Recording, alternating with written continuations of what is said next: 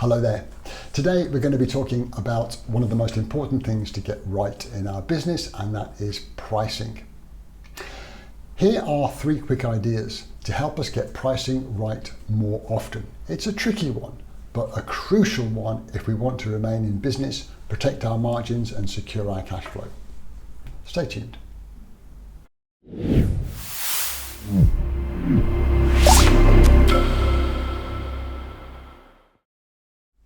Hello there, Ian here once again, and it's a pleasure to be able to be with you. I hope this is catching you happy, healthy and strong. Yeah, pricing, very important but kind of tricky, because it's also an emotional one for many of us. Have you ever had this experience? You've bought something for what you thought was a fair exchange, you were happy in the exchange that you made, you're happy with your product, only to find a short time afterwards, someone bought the same thing as you did, but cheaper. Now, my advice, if that ever happens, is to go back to how happy you were and be happy about the exchange that you made. Don't dwell on what could have been. But it can be emotional, and we all like a bargain.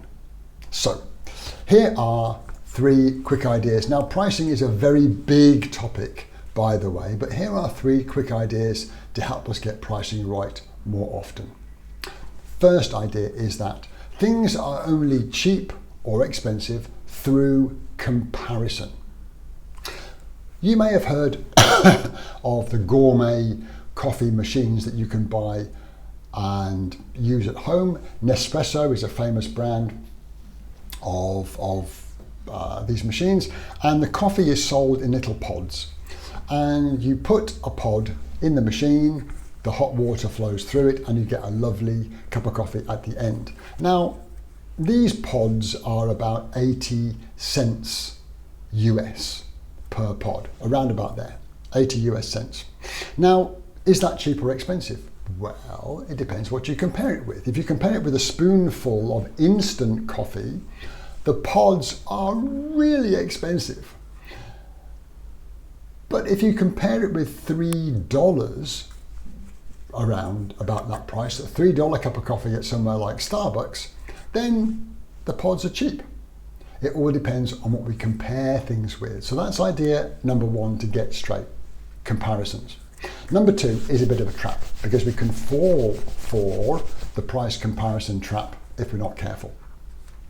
And if we have received a call, something like this: what do you charge for your product? Sometimes we can be very grateful for the inquiry and we give them a price, only to never hear back from someone ever again.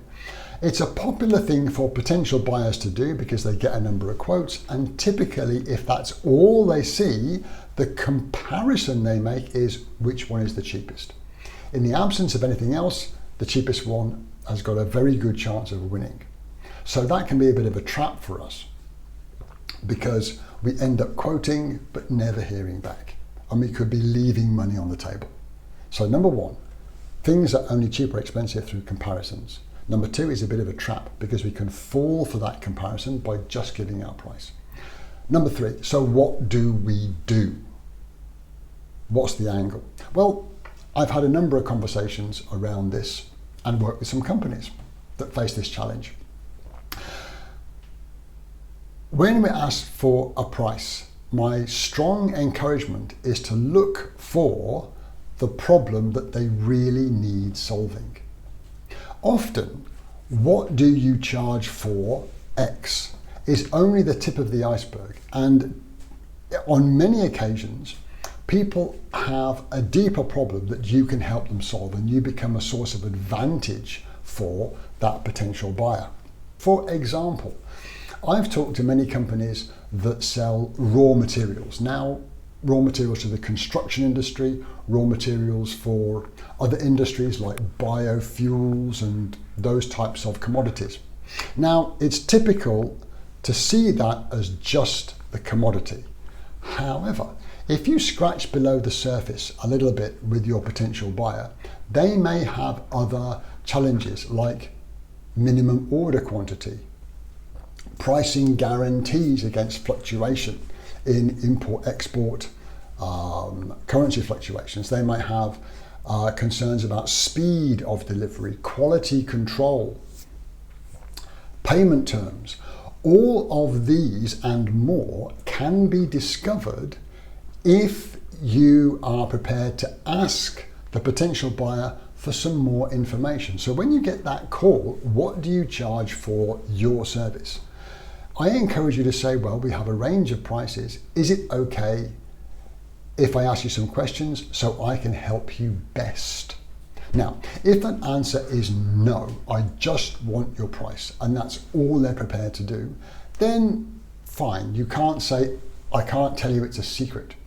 Give them a range of prices and say, we can help you best if you give us some more information, but in the absence of that, here is our range. And you can leave it at that. If you don't hear back from someone, in my estimation, that's okay. If that's all they're concerned about, they're probably shopping around for the cheapest one, and that's got the highest chance of success.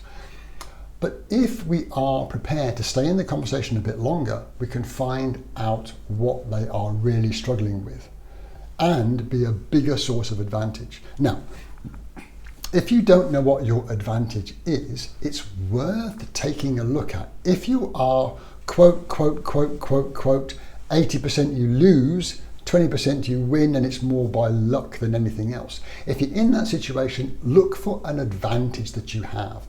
Look for some problem that some of your clients have that you can solve better than somebody else. When you get those calls, uncover the need for what you provide, and you have an advantage. If you don't know what your advantage is and you're just quoting, it's worth pausing for a moment and taking a deeper look at your skills, your advantages, and how you can fit that to potential buyers. It's worth the investment in time to figure that out so that you're not perpetually quoting, and winning seemingly more by luck than anything else. So, number one, things are only expensive in comparison. Number two, don't fall for the pricing trap. Always look for some more information. And number three is solve the problem that they really want solving. And that's only going to be done if they are prepared to share some more information with you.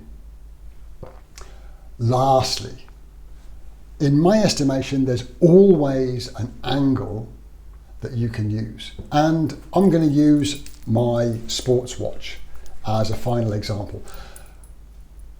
Whether you're talking about something quite simple, like a commodity product, like a sports watch or a wallet or something like that, there's normally an angle where you can justify a premium price. Here's what happened to me a couple of days ago. My watch has done very, very good service over a number of years. I've had it for 5, maybe 6 years, and it's finally run its course and it needs replacing. I went to a store and had a good conversation, checked online, and I can order it for a couple of $100 cheaper online than I can at the store. So, how can that store protect its margins and how can it do business when I know that people are going to check online and I'm going to have a conversation with somebody and they're going to say, thank you very much, go online and buy it cheaper? How do I stop that from happening? What's my advantage? With technology, a lot of the struggles come with what happens after we buy it. How do we integrate it with our current suite of technology and software? In the case of my watch, how do I upload the data from my previous exercise history? How do I use the advanced features of this watch that I didn't even know existed but can enhance my experience? If I know that, I can say, right, if you buy it from us, we can give you a free 2-hour tutorial and setup that helps you integrate it with your own exercise history, look at how you set goals and use some of the features that you may not even know exists. that are going to enhance your experience over the next year or two after you purchased. And by the way, you're part of our closed user community where we can give you tips and tricks, and you can share experience online with people like you that have bought your watch from us. Now, I've just pretty much made that up on the fly to help someone justify selling what is a commodity product, but has got a better chance of protecting their margin. So I hope that that did give you some ideas. Tricky one to get right, but there is a way if we're prepared to spend a bit of time. I look forward to sharing it with you again soon, and until then, take care of each other.